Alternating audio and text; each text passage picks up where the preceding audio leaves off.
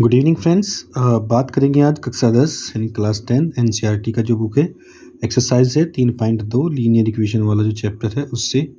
और पहला जो वीडियो था हमारा उसमें हमने फर्स्ट और सेकंड पार्ट जो था पहले क्वेश्चन को कर लिया था। अभी बात करेंगे हम लोग क्वेश्चन 2 से स्टार्ट करेंगे इस वीडियो में। देखिए ध्यान से, इसमें पहले क्वेश्चन में आपको सिर्फ ये बताना है कि कौन सी रेखाएं प्रतिच्छेद करती हैं, इनके बाइसेक्ट करती हैं, कौन सी पैरेलल है, ठीक है ना। और लास्ट वाली जो है कौन सी रेखाएं जो हैं आपकी समपाती है, ये सब इसके बारे में हम बात करेंगे। और देखिए बड़ा आसान है इनको करना, एक एक को करके चलते हैं। अभी देखिए फटाफट।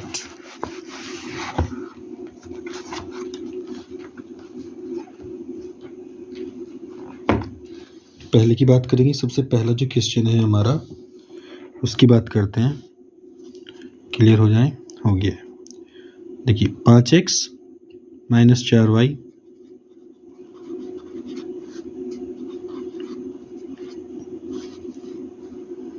और 7x + 6y - 9 = 0। ठीक है, यहाँ तक ये आपका पहला क्वेश्चन है। अब आपको क्या करना है, ऐसे लेना है आपको, देखिए ध्यान से, a1/a2, b1/b2 और c1/c2 ऐसे मान लेंगे। और देखिए अगर पहले दो बराबर नहीं हैं, ध्यान से देखिएगा, अगर पहले दो बराबर नहीं है तो वो बाइसेक्ट करेगा। बाद के दो अगर बराबर नहीं है यानी कि लास्ट वाले, तो वो समांतर हो जाएगा। और अगर तीनों बराबर आ जाएं, ठीक है, यानी कि जैसे अभी हैं, तो वो समपाती हो जाएगा। बस इतना सा काम हमको पहले क्वेश्चन में करना है, तीनों पार्ट में यही करेंगे। देखिए 1 बाई 1, तो 5/7 मैं डायरेक्ट लिख रहा हूँ बराबर -4/6 बराबर 8/-9। तो आप पहले दो को ध्यान से देखिए, ये 5/7 है, इसको आप छोटा करेंगे 2 से काट के, तो 2 2 3 6 ऐसे हो जाएगा, 2 2 4 2 3 6। तो देखिए क्या ये बराबर हैं, ये बराबर नहीं है, ठीक है। और जब पहला बराबर नहीं होता तो रेखाएं प्रतिच्छेद करती हैं, ठीक है। तो पहले क्वेश्चन में वो प्रतिच्छेद करेंगी और यही इसका आंसर हो जाएगा। इसके बाद में यहीं पे थोड़ा सा इधर चले, पार्ट 2 उठा ले इसका। देखिए कितना है, 9x + 3y + 12 = 0 है। और नीचे 18x + 6y + 24 = 0। तो इनको भी डायरेक्ट ले लेंगे ऐसे ही, 9/18 3/6 12/24 हो गया। अब इसको काट देंगे ऐसे, 9 × 9 9 दूनी 18, 3 × 3 3 दूनी 6 12 × 12 12 दूनी 24। देखिए तीनों के तीनों क्या आ गए हैं, बराबर आ गए हैं। और जब तीनों के तीनों आपके बराबर आ जाएंगे तो वो समपाती हो जाएगी, ठीक है। अब क्वेश्चन नंबर जो थर्ड है आपका, थर्ड पार्ट है, उसकी बात करेंगे। देखिए 6x - 3y + 10 = 0 है। और 2x - y + 9 = 0। तो इसको भी ऐसे ही लिख लीजिएगा, 6/2 - 3/-1 10/9।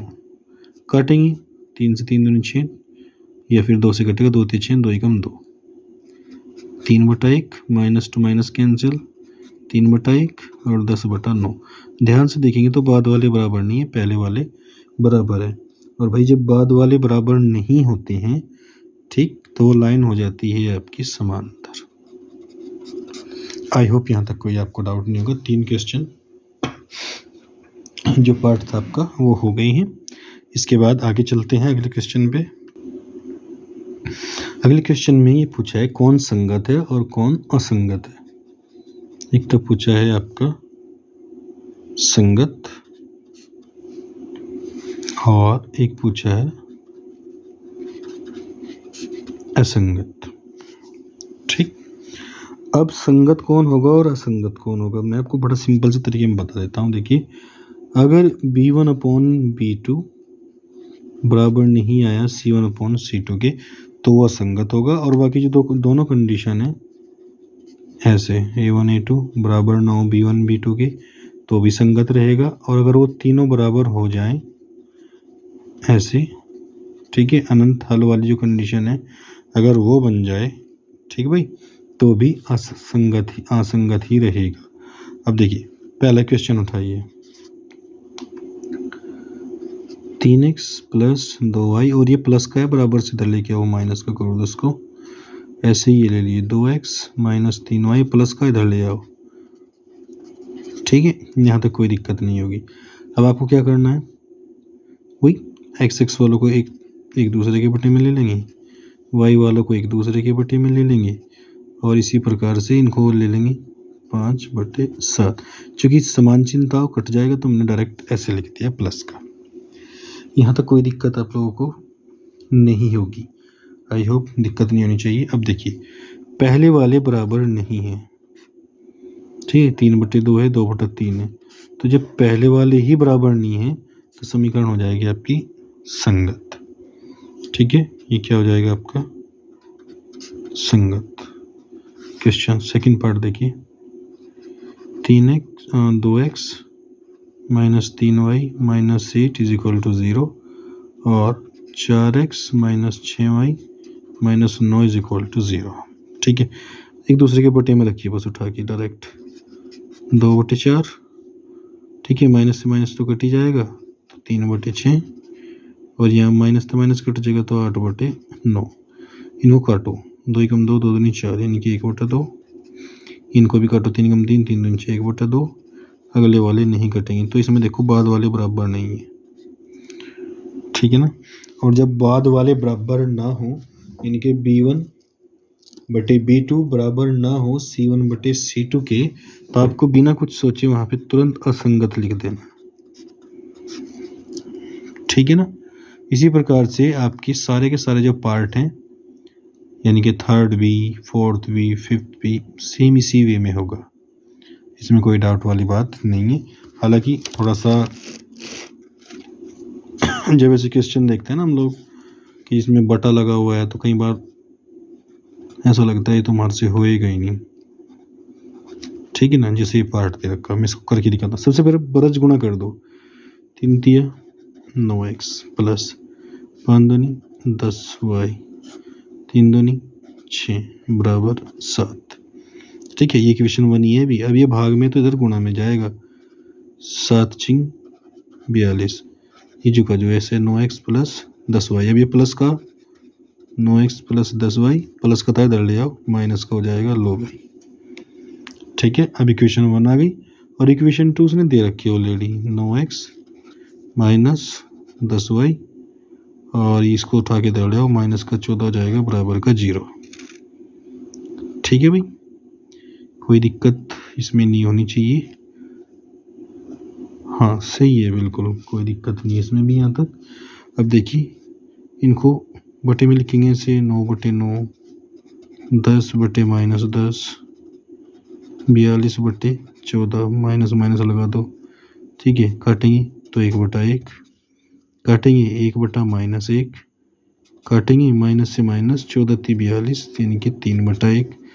तो पहले दो देखते हैं, तो पहले दो बराबर नहीं है क्योंकि इसमें माइनस आ गया, और जब पहले दो बराबर ना हो तो पहले वाली कंडीशन जो ऊपर बताई थी वो बन जाएगी, इनकी वो संगत है। तो इस प्रकार से आपको जितने भी पार्ट इसमें दे रखे हैं भाई, ये कंप्लीट कर लेना, और भी जो भी सवाल इसमें दे रखे हैं आप इनको कंप्लीट कर लेंगे। और आगे क्वेश्चन नंबर जो 4 है आपका, दिख गया होगा, थोड़ी ब्राइटनेस प्रॉब्लम, इनमें भी भाई यही सब कुछ बताना है कि जैसे x दे रखा है ना, क्वेश्चन नंबर जो आपका ये 4 है, तो क्वेश्चन नंबर 4 में भी 4 पार्ट दे रखे हैं, और चारों में यही बताना कौन सा संगत है और कौन सा असंगत है। और उसके बाद में फिर संगत अगर हुआ, ठीक है भाई, अगर वो संगत होता है तो उसका हल भी निकलेगा, और जब कोई संगत ही नहीं है, यानी कि असंगत है, तो उसका हल नहीं निकलेगा, ठीक है ना, ये समझना है। और उसके बाद में करना क्या है कि ग्राफीय विधि का इस्तेमाल करना है आपको, जैसे इससे पिछले अभ्यास में आपने किया होगा, उस ग्राफीय विधि का इस्तेमाल करके आपको अपना क्वेश्चन सोल्व करना है। चलिए मैं करके दिखा देता हूँ, जैसे x + y = 5, और उसके बाद में फिर 2x प्लस 2y बराबर 10 है। ठीक है, अगर आप इन इक्वेशन को ध्यान से देखेंगे तो ध्यान से देखने के बाद ये पाएंगे, पहले इसको सोल्व करिए दोनों इक्वेशन को, बड़ा सिंपल तरीका से है। देखो डायरेक्ट भी कर सकते हैं यहाँ से, क्योंकि इसी गुणा में एक है, इसी गुणा में एक है, ठीक है ना। देखिए 1/2 वाई वालों को बराबर ऐसे लेंगे, 1/2 और इनको भी लेंगे तो 5 एकम 5, 5 दूनी 10 हो गया 1/2। ठीक है, अब सारे हो गए बराबर, सारे बराबर हो गए तो आपका ये बन गया संपाती वाली कंडीशन। और संपाती अगर कंडीशन बन जाए तो वहाँ पे अनंत हल होते हैं, अनंत हल होते हैं। ठीक है भाई, तो इस समीकरण के हल क्या हो जाएंगे, अनंत हो जाएंगे। यहाँ तक कोई दिक्कत नहीं है। आपको क्या करना है, ग्राफ बना लेना है, जिसे पिछले अभ्यास में आपने बनाया होगा 3.1 में, उसके अकॉर्डिंग इसका ग्राफ बना के सॉल्व करेंगे। देखिए कैसे करते हैं। देखिए कोई सी भी इक्वेशन उठा लीजिए, मान लीजिए समीकरण 1 उठाई आपने कि x प्लस वाई बराबर 5। ठीक है, आप इसमें बड़ा सिंपल तरीके से कर लीजिएगा। जब x बराबर अगर आप 0 लेते हैं तो y बराबर 5 आ जाता है डायरेक्ट। x की जगह 0 रखेंगे तो y बराबर 5 आ ही जाएगा। तो इसका मतलब ये हुआ कि जो आपके बिंदु है वो 0 और 5 बन गए। सेकेंड कंडीशन में अगर हम समझे, जब y बराबर आप 0 लेंगे तो x बराबर 5 आ जाएगा, यानी कि आपके बिंदु 5 और 0 हो जाएंगे। ठीक है भाई, कोई दिक्कत ही नहीं है। अब करना क्या है, देखो तरीका समझेंगे। ऐसे कोई लाइन खींच दो और ऐसे 1 2 3 4 5 6 7 ऐसे नाम दे दो बिंदु को, 1 2 3 4 5 6 7 ऐसे इधर दे दो, 1 2 3 4 5 6 दे दिया भाई। अब पहला बिंदु है 0 5, x तो 0 है, ये x होता है, ये आपका y डैश कर दो, तो 0 5 तो ये रहा और 5 0 आपका ये रहा। तो क्या करना है, बस फीटी उठानी है और इन दोनों को ऐसे मिलाते हुए एक लाइन खींच देनी है।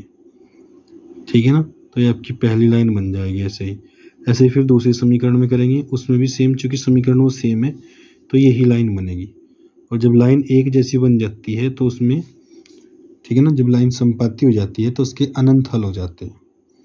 ठीक है ना, इस प्रकार से आपको ग्राफ बना लेना। कोई दूसरी समीकरण जब होगी जो संपाती ना हो तो उसमें दोनों रेखाएं एक दूसरे को कहीं ना कहीं काटेंगी, ऐसे काट देगी। देखो समझ लो, जैसे एक रेखा ये थी, एक रेखा ये गई ऐसे, तो यहाँ काट दिया उसने, और जहाँ वो काटेंगी वहीं पे उसका XY यानी कि हल आ जाएगा समीकरण का।